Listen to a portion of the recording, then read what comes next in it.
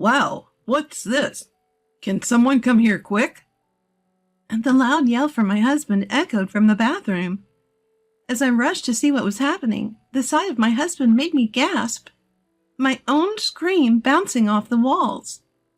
Looking at my mother-in-law and sister-in-law, their faces were clearly panicked. I bet they are the culprits. Earlier this morning, I overheard them talking. They were discussing something outrageous, like sending me to the afterlife, putting an end to me. The real target is me. Even the thought of what would have happened had I been the one in there is too terrifying to bear. I'll never forgive them. As I made up my mind, I noticed my husband standing next to me. Seemed to share my sentiment. I'm Betty, 35 years old. I work in a call center. My husband Tim, who is the same age as me, works in a factory. We met at a 24/7 fitness gym. I've been going to the gym for 3 years now, so I have a regular crowd I see there. Most of the time, I didn't interact much, just listened to music with my earbuds in, silently doing my workout. One morning, as I was about to use the machine at the gym, the belt on the machine slipped off. Never having had this happen before, I panicked, thinking I might have broken it. At that hour, there was no staff around. With tear-filled eyes, I looked around helplessly. No matter what I did, I couldn't fix it. That's when my husband approached me. Are you okay? This thing has been slipping off quite often recently, he said, easily fixing it. Thank you so much. I thanked him with a relieved face. Tim's body was muscular and he was of good build, one of the regulars I often noticed. After that, we started talking whenever we met. The fact that we were the same age, had irregular working schedules, and other commonalities brought us closer, and before I knew it, we had become quite close. Despite not knowing each other for a long time, we could chat openly like old friends. I was really comfortable around him. 3 months after our first conversation, we started dating. After dating for 2 years, we decided to get married. I was so happy when he proposed, I immediately said yes. That same day, however, Tim struggled to say, Betty, it's okay to say no if you don't like it, but would you consider living with my family? I hadn't thought about living with his family and didn't know what to say. Tim continued, We'll put locks on our room to protect our privacy. You won't need to do household chores either. I know your job can be irregular and it's tough. My mom and sister aren't working. If they give you any trouble, I'll protect you. My mom hurt her leg, and it seems like they could use an extra pair of hands around the house. I could tell he was considering my comfort in the situation. He must have also noticed that I was not entirely pleased with the idea. I knew his mother had been hospitalized for a while after a fall in the bathroom. Even so, it was a tough decision. I couldn't easily agree to this. I suggested, how about I meet your mom and sister first, and then make my decision? Tim seemed relieved when I said that. A week later, we went to greet his family at his parents' house. Tim lost his father 5 years ago. His mother apparently worked as an administrative assistant until retirement. His sister is 3 years older than us, and recently started living with them after getting divorced. Hello there! Thanks for coming! Tim's mother welcomed us with a smile as we entered the house. Upon hearing her voice, his sister came to the entrance and greeted us energetically. Nice to meet you. I'm Tim's sister. Congratulations on your marriage. We chatted in the living room for a while after that. Both Tim's mom and sister were very lively, and I was laughing the whole time. I felt I could talk to them freely without holding back. Did Tim talk to you about living together? I'm sorry, it's my fault because of my bad leg. His mother apologized on our way out. We won't disturb your newlywed life, Tim's sister assured me too. After meeting and talking to them directly, I felt it might be okay living with them. So I responded, of course, I'd be glad to. Everyone looked relieved and thanked me. I can't say I was completely without concerns, but I felt we could build a happy home together with these people. A month later, I started living at Tim's family home. Just as Tim had promised, our room had a lock, and his mother and sister couldn't come in. Thinking about our newly married life started making me feel excited. Both my husband and I have jobs with irregular schedules, and we often have night shifts. While we were unpacking after the move, we realized we might often miss each other, but we made a point to cherish the time we spent together. My mother-in-law and sister-in-law were just as cheerful and kind as when we first met. They took care of most of the housework, so I only had to help out a bit. I noticed my mother-in-law having trouble walking, so I decided to do what I could in her stead. However, one day my husband was at work, and I was off after a night shift. I got home in the early morning, and when I woke up in the afternoon, I found my mother-in-law and sister-in-law at the dining table. "Hey, don't you think you should be more proactive about doing chores?" my sister-in-law asked, to which I was taken aback. As I was at a loss for words, my mother-in-law chimed in. "It's nice to be healthy and just stay in your room all the time, isn't it?" Their tone was so unlike their usual selves that I wondered if I was dreaming. "I'm sorry, I'll be more careful from now on," I responded timidly, to which my sister-in-law replied, "Don't tell Tim anything unnecessary." "Okay, I understand," I replied, and went to the bathroom to wash my face. I wasn't sure whether I was dreaming or not, but I realized that despite what my husband said, I had been relying too much on my mother-in-law and sister-in-law for housework. Feeling a bit of remorse, I took on more chores that day. However, they seemed displeased with my housekeeping and remanded me multiple times. As I was cooking dinner, my husband came home. My mother-in-law and sister-in-law were sitting on the couch watching TV. "Is Betty cooking dinner? She must be tired from her night shift," he said with a surprised look on his face, and started to say something to my mother-in-law and sister-in-law. But before he could, I interjected. "No, it's okay. I wanted Tim to have some of my homemade cooking for a change. I decided to take charge of dinner tonight." My husband seemed very pleased. During dinner, my mother-in-law and sister-in-law were completely different from the afternoon, saying, "This is delicious, Betty. You're really good at cooking." And, "Teach me how to make this next time," in a cheerful manner. I thought to myself, these people must be two-faced. From then on, they became strict with me on days when my husband wasn't home. I used to live alone, so it's not that I can't do housework. Their frequent criticism was somewhat annoying, but I went about my chores smoothly, though they always seemed dissatisfied. Then one day, as my husband and I were watching TV, my mother-in-law stood up to go to the bathroom. She seemed to be having a particularly bad day and was having a hard time walking, so I stood up to support her. But after a few steps, she suddenly fell. "Ouch, Betty! Why did you push me?" she cried, crouching down and holding her leg. I hadn't pushed her, of course. To me, it looked as if she had fallen on purpose. Hearing her cry out, my husband rushed over and asked, "Mom, are you okay? Betty, did you push her?" as he looked at me. When I attempted to deny the accusation, she dramatically sobbed. "She pushed me hard. In fact, she's done this multiple times on the days Tim isn't home. How cruel! Just because she didn't want to live together with us." At this point, my sister-in-law emerged from her room and exclaimed in a seemingly exaggerated tone, "Mom, did she do it to you again?" while glaring at me. As I stood there flustered, Tim lashed out at me. "Betty, if you have any problems, talk to me. There's no need to take it out on Mom." This was the first time he had raised his voice at me since we've been together. He didn't see the moment his mom fell. I was devastated that he quickly assumed and didn't even consider the possibility that I wouldn't do such a thing. "I didn't do anything," I said, tears welling up in my eyes. I fled to my room to escape the situation. As I looked back through my tears, I saw my sister-in-law smirking. This was definitely done on purpose. After a while, Tim came back into the room and said, "I'm sorry for yelling earlier.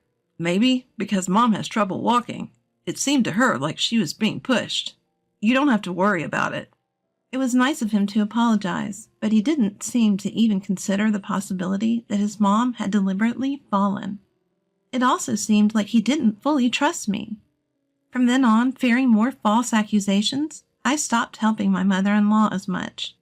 About a month later, I finished my night shift and got home around 4 a.m.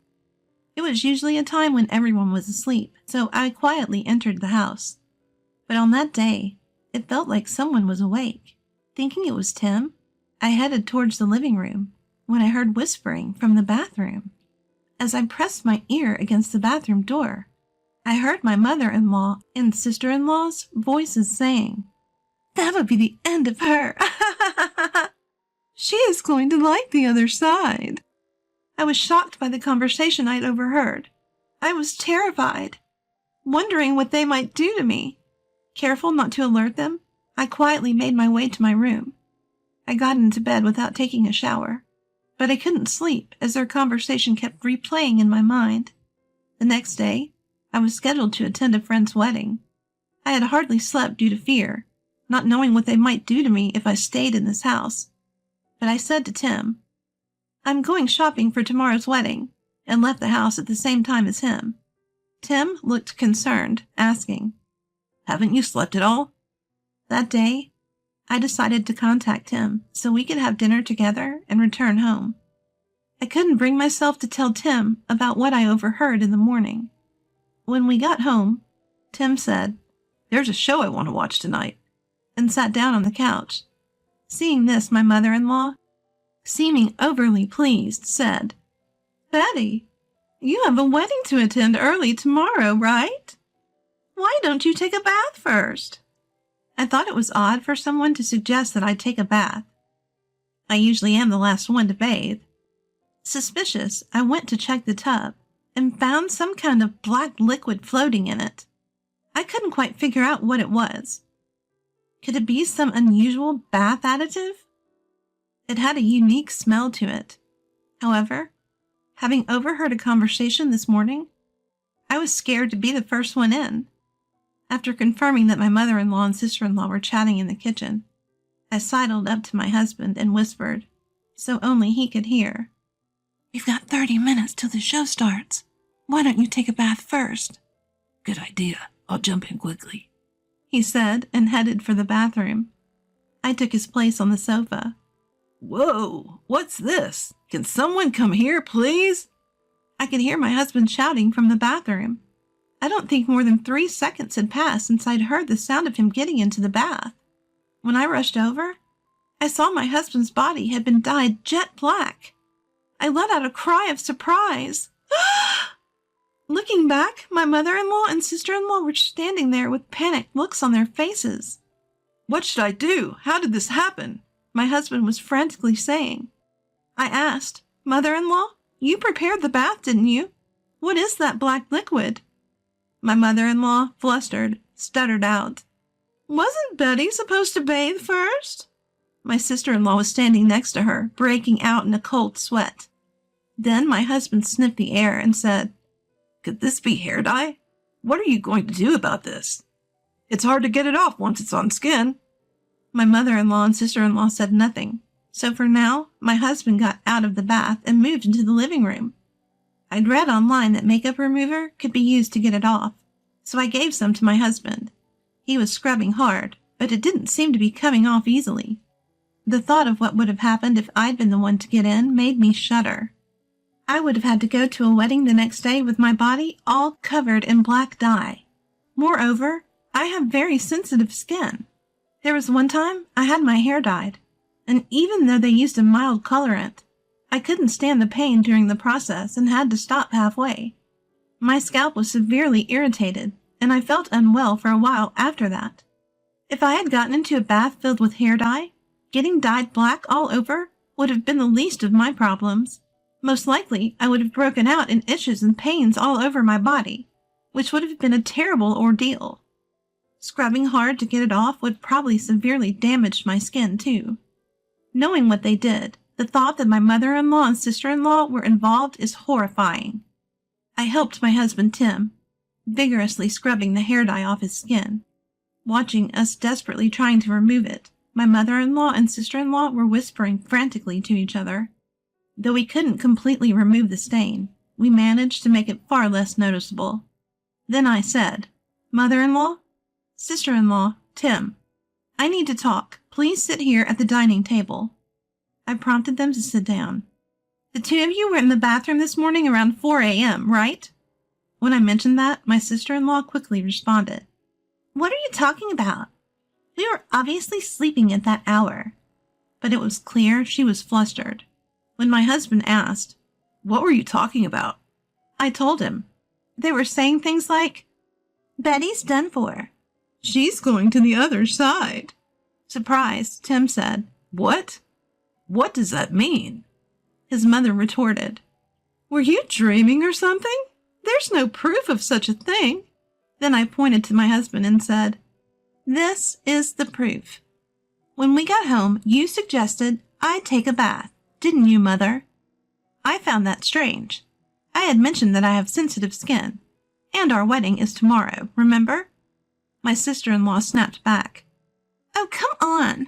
It was just a little prank." "A prank?" Tim asked with a stern face, leaving my sister-in-law silent. Then his mother childishly complained, "It's Betty's fault. She doesn't help around the house at all." To this, Tim shouted back at his mother and sister, "Are you serious? Betty is working. She does the chores whenever she can.